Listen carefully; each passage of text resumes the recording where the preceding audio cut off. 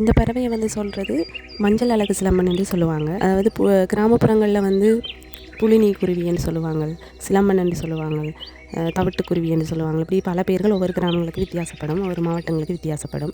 இது வந்து எப்போவுமே கூட்டமாக வாழக்கூடிய பறவைகள். அதில் அந்த கூட்டத்தில் கடைசி 7 குருவிகளாவது இருக்கும், அதை விட அதிகமாகவும் இருக்கும். ஆனால் இறுதியாக பார்த்தா 7 குருவியாவது அந்த கூட்டத்தில் இருக்கும்.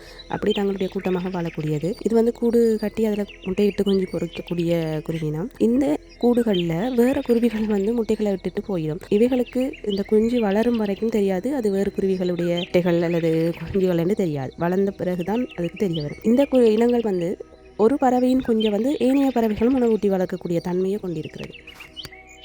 மேலும் வனவிலங்குகள் பறவைகளினுடைய தகவல்களை பெறுறதுக்கு என்னுடைய யூடியூப் சேனல் ஃபாலோ பண்ணுமாறு கேட்டுக்கொள்கிறேன்.